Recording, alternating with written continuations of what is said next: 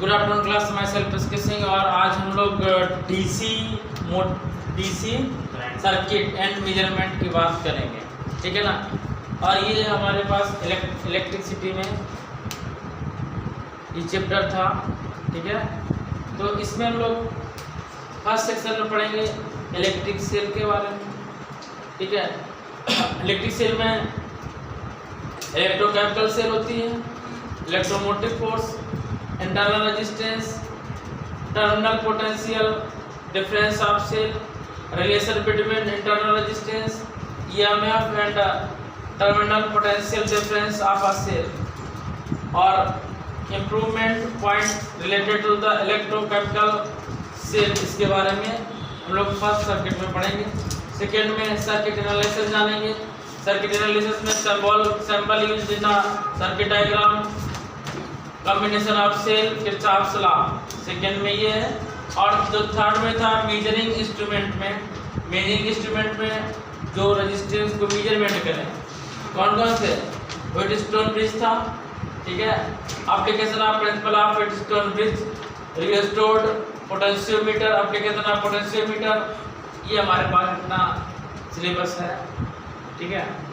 तो हम लोगों ने जो पिछले टर्म पढ़ा था कि what is the DC circuit, तो आप क्लोज कंडक्टिंग पाथ या a closed conducting path through which an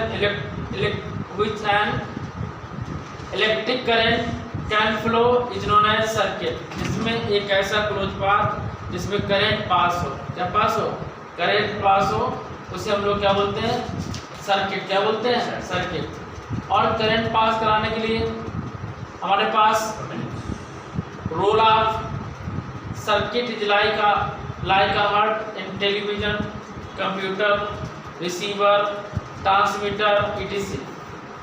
और इसमें इस चैप्टर में we will study source of electromotive force, simple circuit and few measuring instrument. The chapter divided into 3 section. ये जो पूरा चैप्टर था 3 पार्ट में डिवाइड किया गया है। पहला इलेक्ट्रिक सेल में, दूसरा सर्किट एनालिसिस में, और थर्ड मेजरिंग इंस्ट्रूमेंट, ठीक है ना। तो हम लोगों ने पहला पॉइंट पढ़ा था इलेक्ट्रिक सेल क्या है। तो इलेक्ट्रिक सेल क्या है, electric cell is a device which convert any type of energy into electrical energy. मतलब इलेक्ट्रिक सेल एक ऐसी डिवाइस होती है जो किसी प्रकार की एनर्जी को इलेक्ट्रिकल एनर्जी में कन्वर्ट करती है, ठीक है ना। और इलेक्ट्रिक सेल 3 टाइप की होती है, electrochemical cell, photo cell, solar cell, ठीक है ना। तो ये पढ़ लियो, इलेक्ट्रोकेमिकल सेल, फोटो सेल और सोलर सेल। थर्मोकपल सेल बात समझ में। तो इलेक्ट्रोकेमिकल सेल क्या होती है, जो सेल केमिकल को इलेक्ट्रिक एनर्जी में कन्वर्ट करते हैं। This cell convert chemical energy into electrical energy.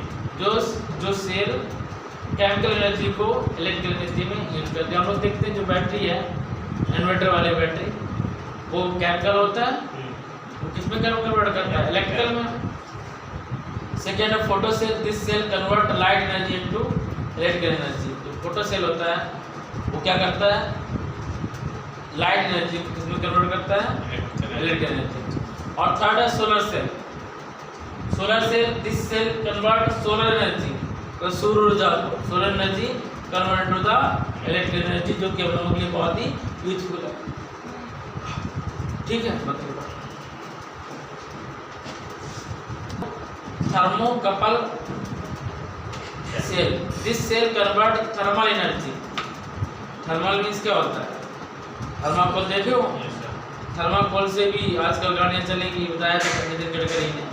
Hydrogen से गाड़ी चलेंगी, यही थर्मल एनर्जी है, इसको इलेक्ट्रिकल एनर्जी में कन्वर्ट करना है, ठीक है।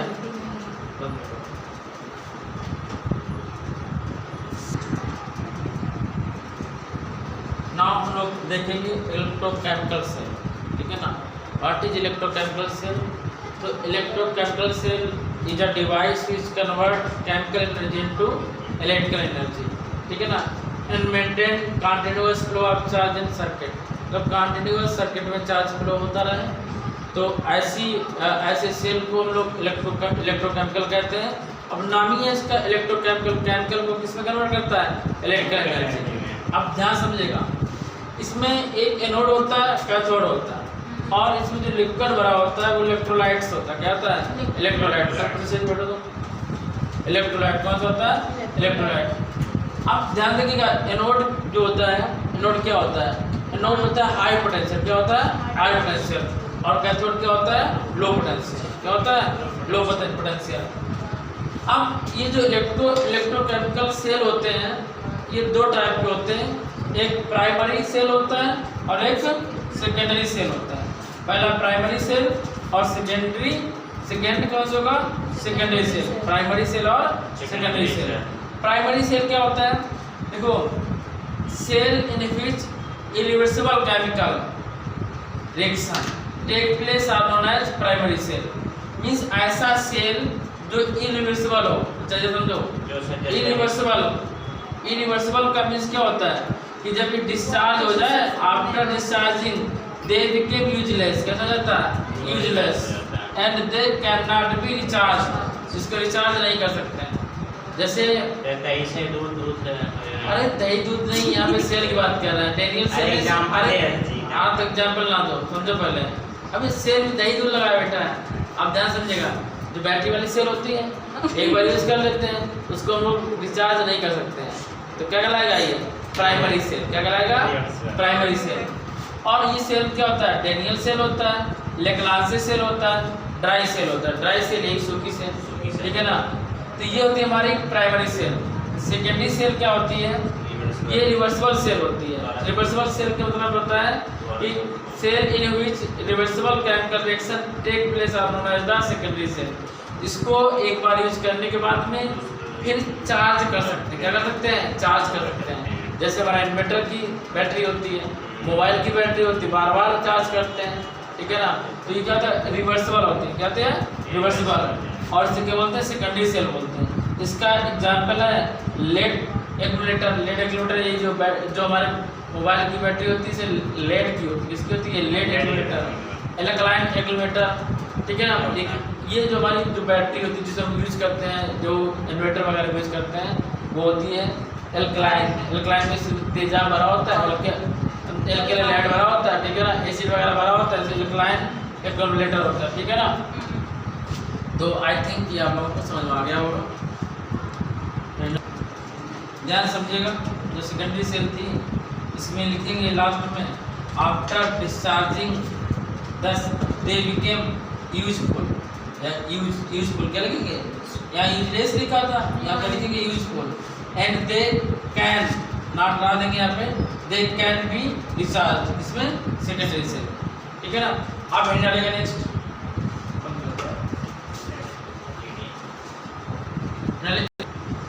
ध्यान से समझेंगे इसके नेक्स्ट टॉपिक। हम लोगों ने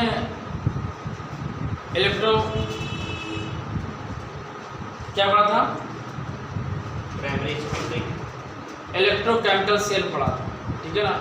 अब इलेक्ट्रोकेमिकल सेल में कौन कौन से जो टर्म है वो लाई करेंगे। फर्स्ट टर्म क्या रहा है, देखिएगा, इलेक्ट्रोमोटिव फोर्स। क्या, इलेक्ट्रोमोटिव फोर्स। देखिए ये सेल है, सेल में हमने आपको बताया था यदि केवल एक ये है तो क्या कहलाएगी, सेल कहलाएगी। और इसी को लोग पोटेंशियल भी बोलते थे, और इसको हम लोग इलेक्ट्रोमोटिव फोर्स भी बोलते हैं। तो दोनों में डिफरेंस क्या है वो आज हमें पता चलेगा।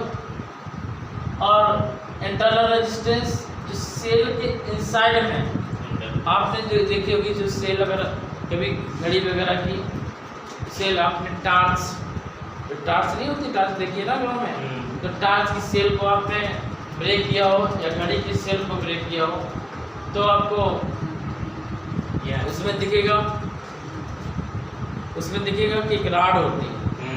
राड में क्या होता है, रेजिस्टेंस होता है। रेजिस्टेंस का वर्क क्या होता है, इलेक्ट्रॉनों को रोकना, ठीक है ना। तो हम लोग इंटरनल रेजिस्टेंस, उसे इंटरनल रेजिस्टेंस बोलेंगे। Terminal potential difference of a cell. Terminal potential difference का मतलब बैटरी लगी हुई हो, एक सिंपल सर्किट बना दिया हमने, बल्ब लगा दिया, वायर से कनेक्ट करा दिया, इससे कनेक्ट करा दिया वायर। देखो सिंपल लैंग्वेज समझेगा, इलेक्ट्रोमोटिव फोर्स क्या होता है, जो सेल का जो जितनी केमिकल इसमें फिलअप होता है पूरा, उस पूरे पोटेंशियल, जो पूरे का पोटेंशियल होता है, कंप्लीट जो पोटेंशियल होता है, उसे हम लोग ईएमएफ कहते हैं, इलेक्ट्रोमोटिव फोर्स। क्या बोलते हैं? Electromotive force. इसके बाद में रेजिस्टेंस वर्क करेगा तो उसकी एनर्जी को कुछ लॉस कर देगा, डिस्ट्रॉय कर देगा, तो जो बचेगा पोटेंशियल होता है। क्या होता है? पोटेंशियल होता है। इसके बीच में जो पोटेंशियल डिफरेंस जो बच रहा है वो पोटेंशियल डिफरेंस कहलाएगा, ठीक है ना।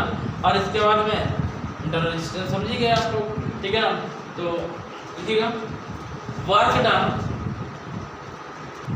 ध्यान समझना। कह रहा कि इलेक्ट्रोमोटिव फोर्स क्या है, what is electromotive force.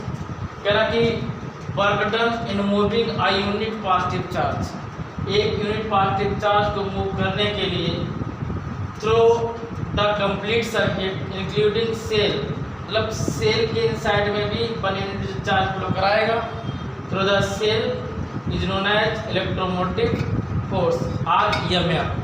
EMF shortcut में इलेक्ट्रोमोटिव फोर्स।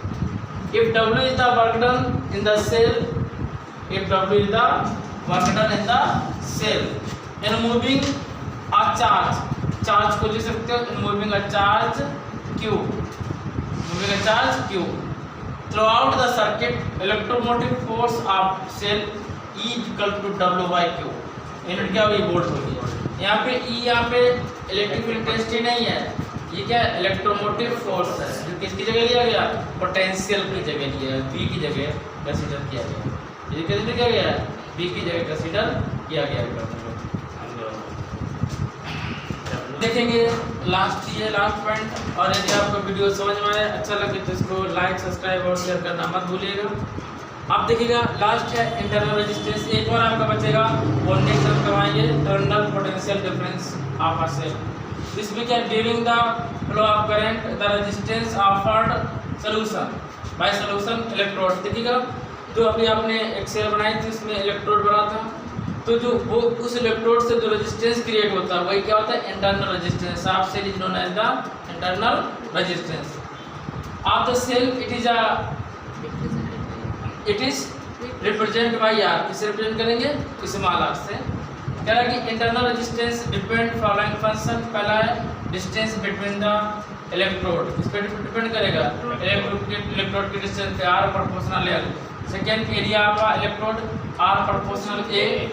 नेक्स्ट है nature and constructions of electrode, R proportional C. Next last है temperature of electrode, R inversely proportional 1/θ। यानी कि टेम्परेचर इंक्रीज होगा तो रेजिस्टेंस डिक्रीज होगा, अगर टेम्परेचर डिक्रीज होगा तो रेजिस्टेंस डिक्रीज होगा। मीन्स आर की जो वैल्यू होगी क्या आएगी? R equal L C upon A theta. यदि टेम्परेचर फिक्स है, टेम्परेचर यानी कि डिक्रीज नहीं हो रहा है, तो थीटा को क्या करा देंगे?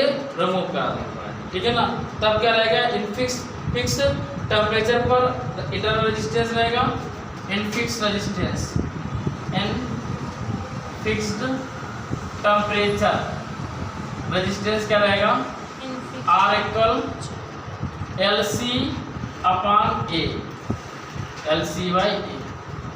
तो गाइस आज के लिए इतना ही, मिलते हैं नेक्स्ट वीडियो के साथ, तब तक के लिए इसके सिंह का जय।